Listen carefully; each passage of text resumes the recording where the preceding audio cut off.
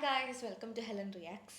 So Marvel D C സിനിമകൾ ആദ്യം മുതലേ കാണുന്നതിൻ്റെ ഭാഗമായിട്ട് ഞാൻ രണ്ടാമത്തെ സിനിമ കണ്ടു. ഞാൻ അയൺ മാൻ ആണ് കണ്ടത്. അപ്പോൾ ഇത് കാണാനുള്ള കാരണം, ഫസ്റ്റ് ക്യാപ്റ്റൻ അമേരിക്ക കഴിഞ്ഞ് ക്യാപ്റ്റൻ മാർവൽ ആണെന്ന് ഒരുപാട് കമൻസ് ഞാൻ കണ്ടായിരുന്നു.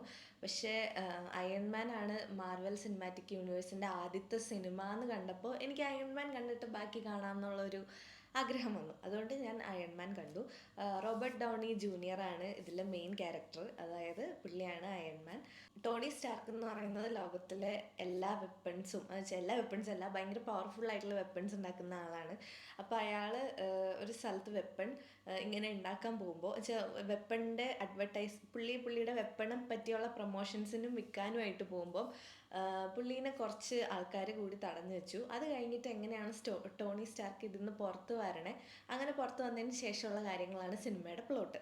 സിനിമയുടെ ഫസ്റ്റ് ഹാഫ് എന്ന് പറയുമ്പം ഭയങ്കര ത്രില്ലിംഗ് ആയിട്ട് പോയി. അതായത് ഫസ്റ്റ് നമുക്ക് അതിൻ്റെ ഒരു ബാക്ക്ഗ്രൗണ്ട്, ആരാണ് ടോണി സ്റ്റാർക്കിൻ്റെ പരിപാടി എന്താണ്, ഇയാൾക്ക് മെയിനായിട്ട് ഇയാൾ എന്തൊക്കെയാണ് ചെയ്യണേ, എങ്ങനത്തെ വെപ്പൺസാണ് ചെയ്യുന്നത്, ഇയാൾക്ക് വെപ്പൺസിൻ്റെ മാർക്കറ്റിൽ എന്തോരം ഡിമാൻഡ് ഉണ്ട്, അങ്ങനെയുള്ള രീതിയിലൊക്കെ ചെറിയൊരു ബാക്ക്ഗ്രൗണ്ട് ഇൻഫോയൊക്കെ തന്ന് ടോണി സ്റ്റാർക്കിൻ്റെ സ്വഭാവമൊക്കെ കാണിച്ച് അത് കഴിഞ്ഞ് സിനിമ ടോണി സ്റ്റാർക്ക് ഈ പറഞ്ഞ പോലെ ടോണി സ്റ്റാർക്കിനെ ഒരു സ്ഥലത്ത് അടച്ചു വെച്ച് അങ്ങനെ ഭയങ്കര സ്ലോ പേസ് ഒന്നല്ല, നല്ല ഫാസ്റ്റ് ആയിട്ട് തന്നെ ചെറിയ ബാക്ക്ഗ്രൗണ്ട് ഇൻഫർമേഷനൊക്കെ ആയിട്ട് സിനിമ പോയി. സെക്കൻഡ് ഹാഫ് ഫുള്ള് ഈ അയൺ മാൻ എങ്ങനെയാണ് ആൾക്കാരെ പ്രൊട്ടക്റ്റ് ചെയ്യുന്നത്, എല്ലാവരെയും അല്ല, കുറച്ച് ആൾക്കാരെ പ്രൊട്ടക്റ്റ് ചെയ്യുന്ന, അയൺ മാൻ ആരൊക്കെയാണ് എനിമീസ്, ഇവരൊക്കെ എന്താണ് ചെയ്യാൻ ഉദ്ദേശിക്കുന്നതെന്നൊക്കെ ഉള്ള രീതിയിൽ പിന്നെ സിനിമ പോവാണ്. അപ്പം ഇതാണ് ഫസ്റ്റ് ഹാഫും സെക്കൻഡ് ഹാഫും. എന്തായാലും ഫസ്റ്റ് ഹാഫ് ആയാലും സെക്കൻഡ് ഹാഫ് ആയാലും ഫുൾ മൂവി എനിക്ക് ഭയങ്കര ത്രില്ലിംഗ് ആയിട്ടാണ് പോയത്. ഞാൻ ക്യാപ്റ്റൻ അമേരിക്ക കണ്ടപ്പോൾ പറഞ്ഞിരുന്നു എന്തുകൊണ്ടാണ് മാർവൽ ഇതുവരെ കാണാതിരുന്നത്, മാർവൽ സിനിമാറ്റിക് യൂണിവേഴ്സിലെ ക്യാരക്ടേഴ്സിനൊന്നും അറിയാതിരുന്നതെന്ന് എനിക്ക് തോന്നിയത് ഈ സിനിമയൊക്കെ കണ്ടു വന്നപ്പോഴാണ്. പിന്നെ ഈ സിനിമയിൽ പറഞ്ഞ പോലെ റോബർട്ട് ഡൗണി ജൂനിയർ ആണ് ഇതിൽ ആക്ട് ചെയ്തേക്കുന്നത്. പുള്ളിയുടെ ലൈഫിൽ, പേഴ്സണൽ ലൈഫിൽ എന്താ പറയുക, ഭയങ്കര വലിയൊരു അച്ചീവ്മെൻ്റ് ആയിരുന്നു ഈ പറഞ്ഞ അയൺമാൻ. കാരണം പുള്ളിയുടെ ലൈഫിൽ കുറേ മോശമായിട്ടുള്ള ഇൻസിഡൻസ് ഒക്കെ കഴിഞ്ഞ് ഒരു പ്രിസൺ ലൈഫൊക്കെ കഴിഞ്ഞിട്ടാണ് പുള്ളി ഇങ്ങനെ റിക്കവർ ചെയ്ത് വന്ന് പിന്നെ ഭയങ്കര പവർഫുള്ളായിട്ട് ഇയാൾ വരികയാണ് ഉണ്ടായത്. സോ അയൺമാൻ പുള്ളിയുടെ ലൈഫിൽ വലിയൊരു എന്താ പറയുക ഇമ്പാക്റ്റ്ഫുൾ ആയിട്ടുള്ള ഒരു സിനിമയായിരുന്നു. പിന്നെ അതുപോലെ തന്നെ സിനിമയുടെ ബാക്ക്ഗ്രൗണ്ട് ബാക്കി കാര്യങ്ങളെന്ന് പറഞ്ഞു കഴിഞ്ഞാൽ നമുക്കറിയാലോ, ഒരു യൂഷ്വൽ അമേരിക്കൻ ആക്ഷൻ അല്ലെങ്കിൽ സൂപ്പർ ഹീറോ മൂവി എന്ന് പറഞ്ഞാൽ അതിലൊരു മിനിമം എന്താ പറയുക പൊട്ടിത്തെറികളും കാര്യങ്ങളും, അതിൻ്റെ വിഷ്വൽസ് അതിലെല്ലാം അടിപൊളിയായിട്ട് പോകുമല്ലോ. അയൺമാനും അങ്ങനെ ഒരു എന്താ പറയുക ഒരു എക്സ്പെക്റ്റേഷനും കളഞ്ഞില്ല. അയൺമാൻ പിന്നെ ലോകത്തിലെ തന്നെ ഫേമസ്, അയൺമാൻ തന്നെ എത്ര ഫാൻസ് ഉണ്ട്.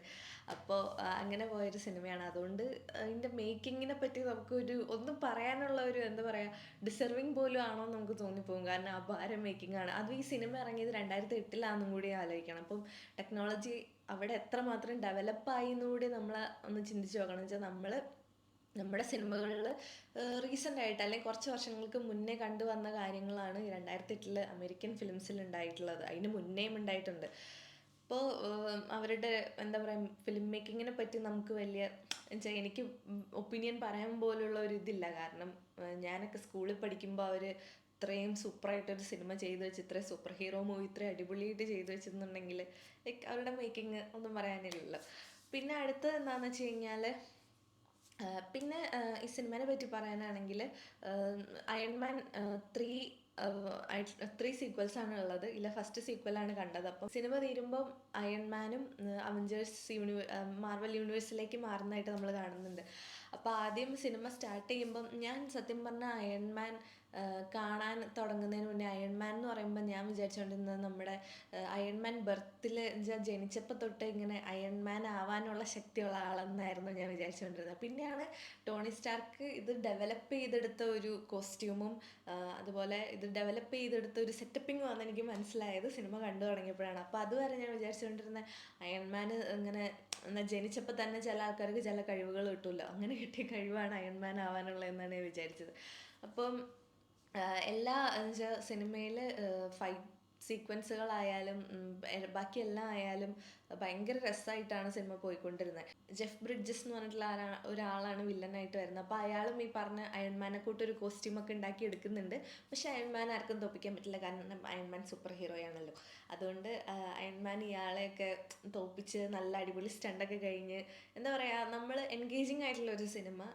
ഇനി അടുത്തത് കാണണം. സോ അതാണ് എനിക്ക് അയൺമാനെ പറ്റിയുള്ള റിവ്യൂ. നല്ലൊരു പടം എന്നല്ല, ഒരു അടിപൊളി സൂപ്പർ ഹീറോ മൂവി. അതാണ് എനിക്ക് അയൺമാനെ പറ്റി പറയാനുള്ളത്. So thank you for watching Helen reacts. Thank you.